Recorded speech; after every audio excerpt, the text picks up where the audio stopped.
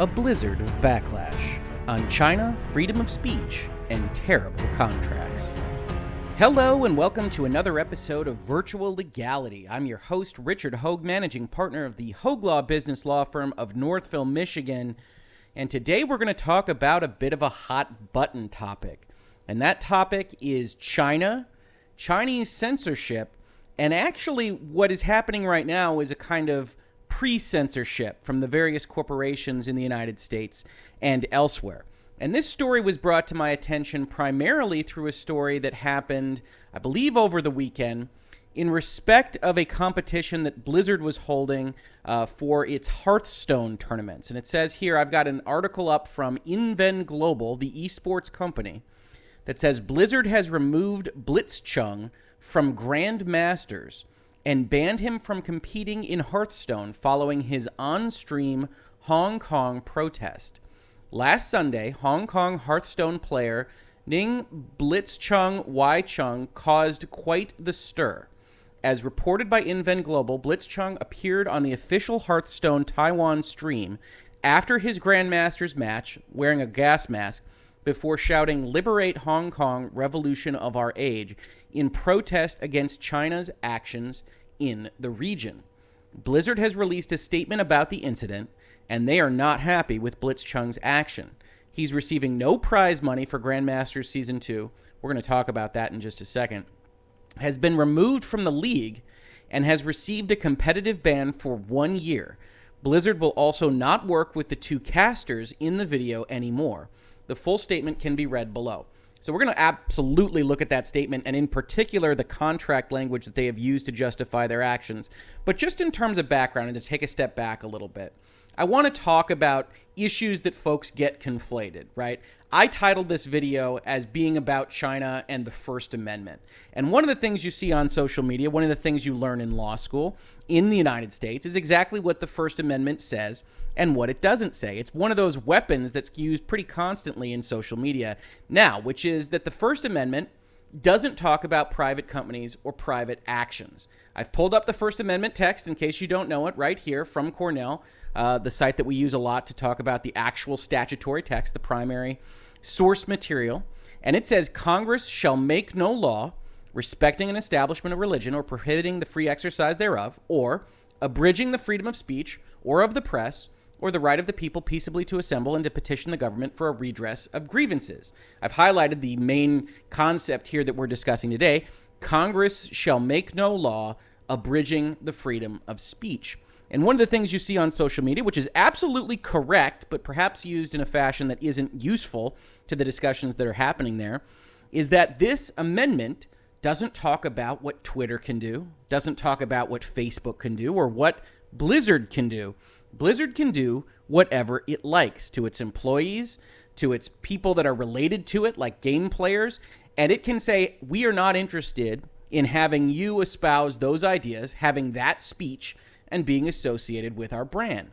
It happens all the time in the United States. In fact, people get fired all the time for going out there either with direct customer relationships and saying things that aren't in favor of the company that they work for, or now, in the modern age, in 2019, on social media, where they might say something that reflects poorly on the company or that the company thinks reflects poorly on it, and they are suspended or they're laid off. That's really the function right now of the Twitter outrage mob, is to go and find people that have said bad things and to get them fired for saying those bad things. And we can discuss whether or not that's appropriate at another time. Personally, I think it goes a little bit too far in many, many instances, but that's completely separate from the question of whether the First Amendment applies. It doesn't. That being said, the First Amendment in the United States represents a certain philosophical stance that the government shouldn't be able to abridge your freedom of speech, because freedom of speech is something that is important. It is important for people to be able to speak freely. And to some extent, penalizing that speech, whether you're the government or a corporation, can be looked at from a kind of philosophical perspective about whether or not you are in favor of the overall concept of freedom of speech. Here, Blizzard has evidenced that they don't want this kind of speech. And what we're going to look at in the contract terms is how broadly they have described their powers here. And as a lawyer, in my opinion, vastly too broadly. Not to say this contract is illegal, but if I were to advise a client on looking at a provision like the one we were about to discuss, I would advise them strongly to not enter into that contract, to not perform those services because of how draconian the actual terminology is. And when we look at that, how we can look at Blizzard as a company that philosophically is against a freedom of speech concept. And we're going to look at them in counterpose to the NBA, which is having the same issue this weekend on a completely different set of tweets. But we're going to look at that, and we're going to look at how they're handling it. They aren't handling it well either, but they're handling it better so far than Blizzard has at this point in time. But in order to have that conversation, it's important to look at what the actual language says. So here's Blizzard's statement. During the Asia-Pacific Grandmasters broadcast over the weekend, there was a competition rule violation during a post-match interview involving Blitzchung and two casters, which resulted in the removal of the match video-on-demand replay. Upon further review, we have found the action has violated the 2019 Hearthstone Grandmasters official competition rules, section 6.10, and is individual behavior which does not represent Blizzard or Hearthstone esports. 6.10 is found below. Now, we're going to look at that term. Interesting that they say it does not represent Blizzard or Hearthstone. It never would. In general, whenever you make a statement on these kinds of things, you say it's not the statement of the company that's broadcasting you, it's not the statement of your employer. Whenever you're saying something that doesn't relate specifically to your business, that is understood, and also a recommendation, if you were to talk to a lawyer, that you make that disclaimer very specifically. Now, I own Hoeg Law, so I don't have that disclaimer on my Twitter page, but other people that are related to larger law firms or that are otherwise tweeting on social media or putting posts on Facebook very often have a disclaimer that either goes on every post or tweet or on their header that says, these are my thoughts and not the thoughts of my employer or anyone that I'm affiliated with. You can still get into trouble on those kinds of questions, but overall, it's okay to have your own ideas, and as long as they are generally not offensive to huge amounts of people, that's going to be something that is largely acceptable until you're targeted by a Twitter outrage mob or otherwise.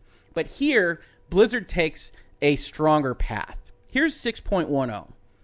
Engaging in any act that, in Blizzard's sole discretion, brings you into public disrepute, offends a portion or group of the public, or otherwise damages Blizzard image, will result in removal from Grandmasters and reduction of the player's prize total to $0 US, in addition to other remedies which may be provided for under the handbook and Blizzard's website terms. So that's a lot. I said earlier in this video that I would not recommend entering into services with a term like this, but we have to understand why. So first of all, they've taken every single bit of language that you can put in a term like this, and they've made it as Blizzard positive as possible. This is no middle of the road provision. If you're talking to a lawyer, if you're negotiating a contract, you understand there are basically two bounds, right? There's a bound that is buyer favorable. There's a bound that's seller favorable. In this case, employer, employee, consultant, company, whatever it might be. And you can go all the way to the edge of one of those, or ideally, you come up with a position that protects both sides in a fashion that is reasonable to each side. Here, that's not the case.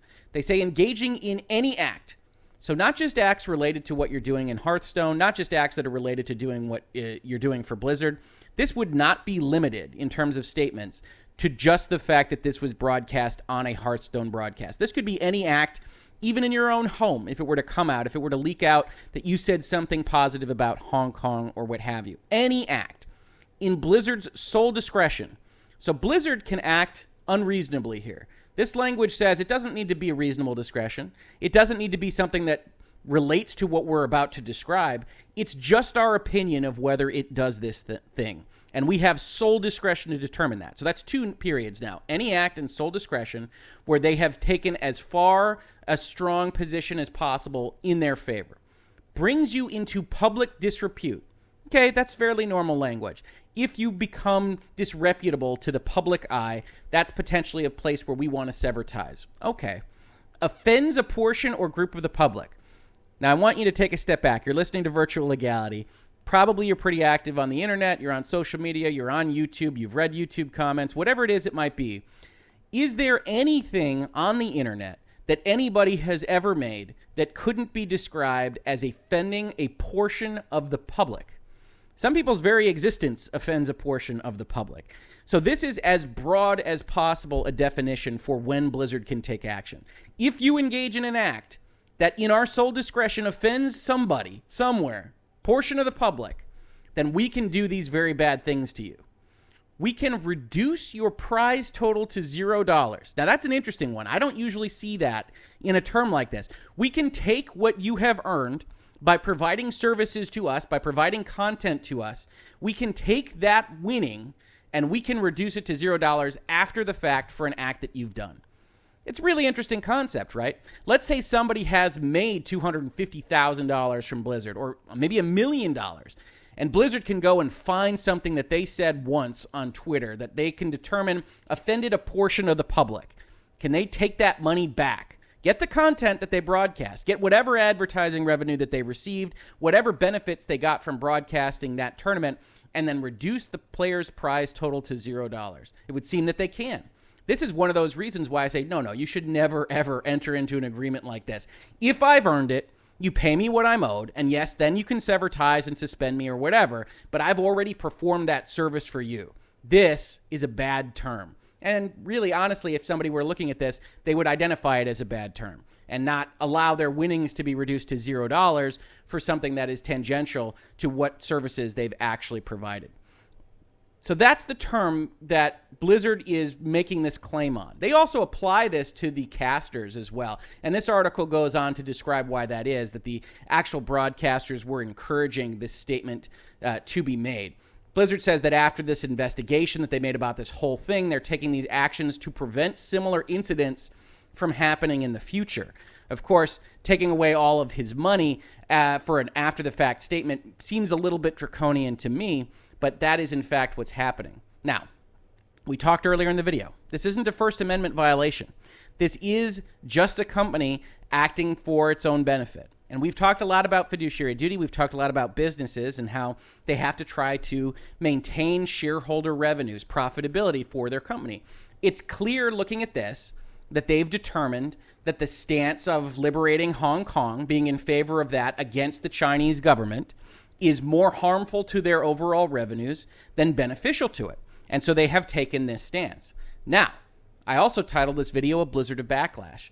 One of the things that's happening throughout social media, both in this case and with respect to the NBA, is people, especially in the United States, especially in pro-democracy type nations, responding to these kinds of issues and saying, all right, well, then I'm canceling Battle.net. I'm getting rid of Blizzard. This has made me upset. Now, who knows whether or not they're going to follow through on these kinds of things. But I would also offer one of the things that I have said before in Virtual Legality in respect of these kinds of questions is that, yes, businesses have to go make the most money. And yes, businesses that take any kind of political stance or any kind of green stance or any kind of stance at all that isn't directly related to their making widgets and putting them on store shelves are doing it in order to ingratiate themselves with the community. That ingratiation also depends on whether or not people are offended by what they have done here with respect to China. And so while this isn't a First Amendment issue, it is a philosophical freedom of speech issue, and I take no issue with really anybody standing up and saying this is an unacceptable behavior at Blizzard. You have to think about what you're doing to these folks, and I'm going to start trying to make it clear that there is a cultural cost to taking on that stance.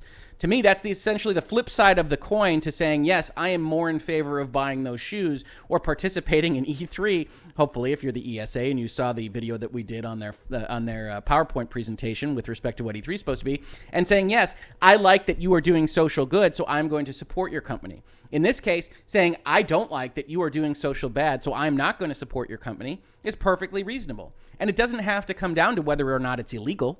I don't think anybody thinks that what Blizzard has done here is illegal, but it certainly can have a negative ramification for how they are perceived. And that's how the NBA has found itself over the past couple days as well. So I've pulled up here a TechCrunch article because it's just phenomenal that these both happened at the same time. And this TechCrunch article is called Chinese Firms Tencent, Vivo, and CCTV Suspend Ties with the NBA Over Hong Kong Tweet. It says, Vivo, which is a key sponsor for the upcoming exhibition games to be played in Shanghai and Shenzhen this week, said in a statement on Chinese social networking platform Weibo that it was dissatisfied with Rocket's general manager Daryl Morey's views on Hong Kong. In a tweet over the weekend, Morey voiced his support for protesters in Hong Kong. He said, "Fight for freedom, stand with Hong Kong." So very similar to the Blizzard story that we just saw. Then the NBA responded by saying, "We recognize that the views expressed by Houston Rockets general manager Daryl Morey have deeply offended many of our friends and fans in China, which is regrettable. While Daryl has made it clear that his tweet does not represent the Rockets or the NBA, as we talked about earlier in this video, the values of the league support individuals educating themselves and sharing their views on matters important to them." They go on to say, "We have great respect for China, et cetera, et cetera." But just like we saw with the Blizzard issue, a number of people came out and said, that's not acceptable. You can't just have the NBA kowtow to the Chinese government because you allow everybody else to talk about politics in your league all the time. And that's pretty accurate. In fact, you could argue that some people like the NBA because folks like Steve Kerr or other stars within the league chime in on all sorts of political topics. They all have very strong stances on President Donald Trump, for instance, and the NBA allows them to have those in press conferences and in scrums after games when reporters ask them these questions. And so to take this stance specifically on the China question was really interesting to folks because that's not something that the NBA usually does. And they received the same kind of backlash that Blizzard has already received throughout social media from the United States, from their American audience that says, hey, you know, he said a political statement, absolutely. You don't have to agree with it in its entirety, but you also don't have to, suspend him. You don't have to make it known that you disagree with what he's said. So I've got here another article from a place called Crossing Broad, which I'm not familiar with, but had the actual statement that NBA Commissioner Adam Silver has made today, where we can start to see, we talk a lot about messaging on this channel, we can start to see the NBA start to say, okay, that's a lot of backlash. We are going to try to walk this line. We have to walk some of this back. And so they actually made the following statement. They said, "I recognize our initial statement left people angered, confused, or unclear on who we are or what the NBA stands for. Let me be more clear. Over the last 3 decades, the NBA has developed a great affinity for the people of China. We have seen how basketball can be an important form of people-to-people exchange that deepens ties between the United States and China. At the same time, we recognize that our two countries have different political systems and beliefs, and like many global brands, we bring our business to places with different political systems around the world. But for those who question our motivation, this is about far more than growing our business. Values of equality, respect, and freedom of expression have long defined the NBA and will continue to do so.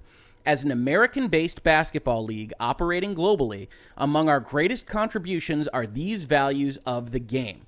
So, before we get to the rest of the statement, stepping back, now the NBA is saying, okay, that first statement looked a little bit too pro-China. We got a lot of backlash from our American friends.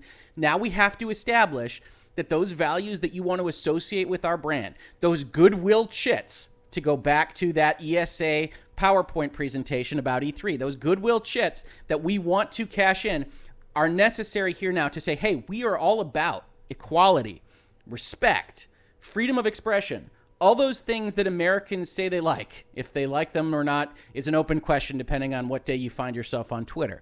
But all these values that they say they like, you can find those in the NBA. In fact, continuing with the statement, one of the enduring strengths of the NBA is our diversity of views, backgrounds, ethnicities, genders, and religions. 25% of NBA players were born outside the United States, and our colleagues work in league offices around the world, including in Beijing, Hong Kong, Shanghai, and Taipei. With that diversity comes the belief that whatever our differences, we respect and value each other and what we have in common, including a belief in the power of sports to make a difference, which remains our bedrock principle. It is inevitable that people around the world, including from America and China, will have different viewpoints over different issues. It is not the role of the NBA to adjudicate those differences. So note this stance now. This is the corrective statement from the NBA, but compare it to what we just read from Blizzard. However, the NBA will not put itself in a position of regulating what players, employees, and team owners say or will not say on these issues. We simply could not operate that way. In other words, yes, we can say, wow, we thought that statement from the Houston Rockets general manager was disrespectful of China. But when we get all that pushback, we're a corporation. We have to make money for our membership, for our teams, for our league. We have to do that. When we get that backlash, we have to go back and we have to reconsider our position, and we have to say more strongly that we're in favor of freedom of expression, that we will not regulate what our players, employees, and team owners say or will not say. This is what it means to have a kind of freedom of speech dialogue. It's not about the First Amendment. The NBA wasn't wrong in saying what it initially said about the Houston Rockets in terms of being illegal. But a lot of people found it wrong in terms of morality, in terms of political philosophy, whatever it is that might motivate you to get up there and say the NBA is wrong on this, people found it. And that forced the NBA to re-examine what it had earlier said and to try to re-message itself. Now, will this succeed? I don't know. This is just more words on a page, just like the words in the tweet before were just words. And we don't know. We can't speak to what the NBA's overall governing philosophy, except if you follow Virtual Legality, you know what the philosophy is. It is to make the most money for the people involved with the league and its operations as possible. And yes, that means espousing certain values and virtues because certain people find those values and virtues worth espousing. And you want to attach your brand name, you want to attach your league, you want to attach your company, your industry, whatever it is that you are trying to advocate for to those values. So when I say it's not a First Amendment question, and you feel very strongly about Hong Kong or China, espouse it. These companies don't have souls. They don't have social values. They don't have an actual desire to make the planet greener, to do X, Y, or Z, to fight for or against democracy or communism. What they can react to is what their market participants find important. And that's what's happened with the NBA. So if you look at something from Blizzard Activision and you say that's unacceptable, that's not what I want to see happen in my world from the video game company that I love Overwatch, I love Hearthstone, I love Diablo, whatever it might be, it is not just shouting into the wind to go out onto social media to say, I'm going to cancel Battle.net, I'm going to cancel Blizzard, I'm going to comment on these things. And if someone tries to shut you down by saying, well, they have the right to do that, the answer to that isn't no, they don't have the right. Absolutely, they have the right to do that. And I have the right to not buy their products, to not buy their services, and to tell everybody on earth why I am not buying those products or services. That's my right, and let's see who wins the day in the end. This has been Virtual Legality for today. I hope you enjoyed this episode. We talk about these kinds of things all the time. If you like this, please subscribe. If you caught this on YouTube, thank you so much for watching. And if you listen to it on a podcast, thank you so much for listening. Please share it around with anybody you think might be interested. And I will catch you on the very next episode of Virtual Legality. Virtual Legality is a YouTube video series with audio podcast versions presented as commentary and for education and entertainment purposes only. It does not constitute legal advice and does not create an attorney-client relationship. If you have legal questions about the topics discussed, please consult your own legal counsel.